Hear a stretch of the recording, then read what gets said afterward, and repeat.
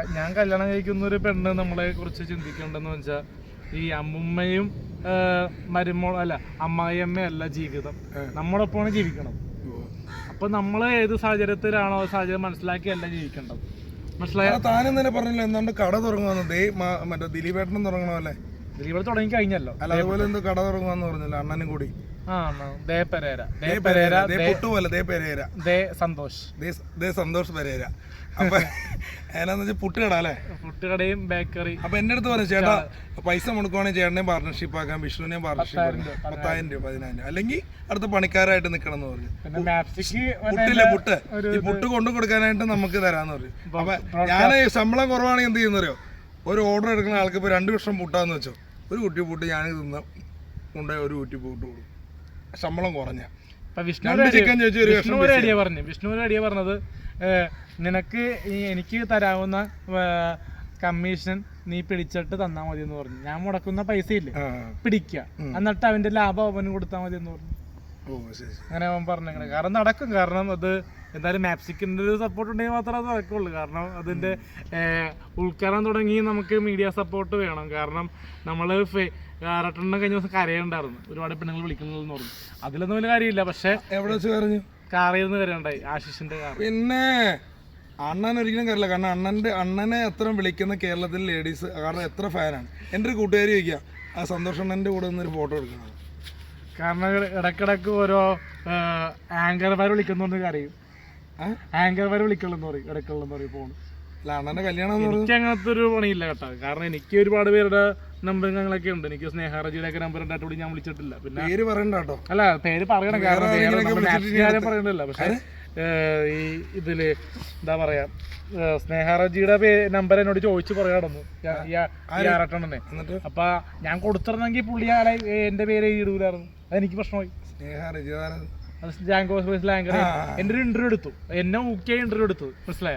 അപ്പൊ ആ ഇന്റർവ്യൂ എടുക്കാൻ കാണുമ്പോ തന്നെ അറിയാം ആ പെണ്ണ് അത്ര ഡീസന്റ് അല്ല. ഡീസന്റ് എന്ന് പറഞ്ഞാ നമ്മള് അതല്ല നമ്മള് കാണുമ്പോ ഉപകാരിക്കണ്ട, പക്ഷെ ആ ഇന്റർവ്യൂല് കാണിച്ചത് മര്യാദകേടാ. എന്ത് ഇപ്പൊ ഈ കഴിഞ്ഞിടക്ക് നമ്മള് ഒരു പുള്ളി ജാങ്കോ സ്പേസിലെ പുള്ളി അറിയോ, പേരറിയോ?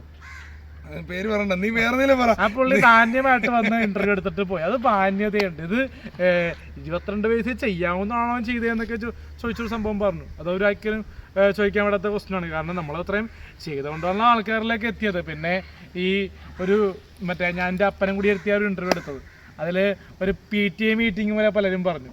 അത്രയും ചോദിക്കേണ്ട ആവശ്യമില്ല. ഇപ്പം ഞാൻ പഠിക്കാൻ പോകണോ, ഞാൻ പ്രോഗ്രാം ചെയ്യണോ എന്നൊക്കെ എൻ്റെ ഇഷ്ടമാണ്. ഞാനിപ്പോൾ BA ഇംഗ്ലീഷ് ലിറ്ററേച്ചർ വരെ കഴിഞ്ഞൊരു വ്യക്തിയാണ്. ഇപ്പം ഇതിൽ തുടർന്ന് ഞാൻ LLBക്കൊക്കെ പോകുന്നുണ്ട്. ഇങ്ങനെ ഈ ഇന്റർവ്യൂ നടക്കുമ്പോൾ സാധാരണ ഇങ്ങനെ കൈ കാണിക്കുന്നുണ്ട്, അതായത് ശ്രദ്ധിച്ചുണ്ടോ? ഇതെന്താണെന്ന് അറിയില്ല. പിന്നെ അതുപോലെ ഇതില്ല ഇങ്ങനെ അതെന്താണ് അതിനെ കുറിച്ച് ചോദിച്ചു മാഷെ, എന്താ കണ്ടിട്ടുണ്ടോ? പിന്നെ അതെന്താണ് അതിനെ കുറിച്ച്, അതെന്താണ് ഭൂതഭാവി പ്രസ്ഥാനം അതെന്താണെന്ന് കാണിച്ചു. അഭിലാഷോട് ചോദിച്ചല്ലോ, പറഞ്ഞോ എന്ന് പറഞ്ഞ എന്താണെന്ന് പറഞ്ഞു. അത് നിങ്ങളെ കാണിച്ച പ്രഷർക്ക് വേണ്ടി ഞാൻ എപ്പോഴും അതെന്താണ് സാധനം. പിന്നെ ഇങ്ങനെ ഇങ്ങനെ കൈ അതെന്താണ് സംഭവം, എന്താണത്? അത് നമ്മള് ടെക്നിക്കലി എന്തെങ്കിലും ഒരു സംഭവം ചെയ്യുമ്പോ ഓട്ടോമാറ്റിക്കലി വന്നു പോണതാ. അണ്ണനെ ശ്രദ്ധിച്ചിട്ടുണ്ടോ? അണ്ണന്റെ ഇന്റർവ്യൂ ശ്രദ്ധിച്ചിട്ടുണ്ടോ? കണ്ടോ? ശ്രദ്ധിച്ചിട്ടുണ്ടോ? ഈ കാല് ഇങ്ങനെ പൊങ്ങും, ശ്രദ്ധിച്ചിട്ടുണ്ടോ? ഞാനത് ഇങ്ങനെ അണ്ണന്റെ കൂടെ വന്നപ്പോ അണ്ണൻ ഇന്റർവ്യൂ ചെയ്തപ്പോ എന്നാ അതായത് അങ്ങനെ ഉള്ള കാല് തന്നെ മറ്റേ മുഖം ക്ലിയർ ആയിട്ട് കിട്ടാൻ വേണ്ടിയായിരിക്കും. ഈ അതൊന്നുമല്ല, പുള്ളിക്ക് വേറെ സംഭവം ഒരു ഇതില്ലേ പട്ടാള ചിട്ടാന്നൊക്കെ പറയില്ലേ എന്ന് പറഞ്ഞാല്. പുള്ളി എന്നെല്ലാം പ്രായമുണ്ടല്ലോ, 19 വയസ്സുണ്ടല്ലോ. ആർക്ക് ആ പ്രായം ഒന്നും അറിയൊന്നുമില്ല. 50 ഉണ്ടെന്ന് നീ ഉറപ്പിച്ചാൽ പോലും അണ്ണന് പ്രായം കുറവാ. അണ്ണന്റെ അണ്ണന്റെ ഈ കഴിഞ്ഞ ദിവസം ഒരുപാട് പെൺകുട്ടി വിളിക്കണമെന്ന് പറഞ്ഞ സംഭവം ഞാൻ പറയാം എന്താ കാര്യം. കാരണം പുള്ളിയുടെ ലൈവ് പക്ക ഒരു എന്താ പറയാ, ആൾക്കാർക്ക് ഇഷ്ടപ്പെടാത്ത രീതിയിൽ ലൈവ്. ഏറ്റവും കൂടുതൽ സ്ത്രീകൾ കാണുന്ന അണ്ണന്റെ ലൈവാ അല്ലേ? പക്ഷെ വിളിക്കാറില്ല ആൾക്കാരെ. മറ്റേ 30 കഴിഞ്ഞ് വിളിക്കാറില്ല. പുള്ളിക്ക് ഒരു പരാതി അതാ, 18-നും 20-നും ഇടയ്ക്കുള്ള വണ്ടികൾ വിളിക്കാറില്ല. അതാണ് പുള്ളിക്ക് പരാതി. പക്ഷെ എന്നെ ഒരുപാട് പേര് വിളിക്കാറുണ്ട്, കളിയാക്കാറുണ്ട്. പക്ഷെ ആ കളിയാക്കൽ ഞാൻ അക്സെപ്റ്റ് ചെയ്യാറുണ്ട്. കാരണം നമ്മുടെ കസിൻ സിസ്റ്റേഴ്സും തൊട്ട് ഇപ്പൊ എൻ്റെ അനിയത്തി പോലെ എന്നെ വിളിക്കുന്നത് പൈസക്ക് വേണ്ടിയാ.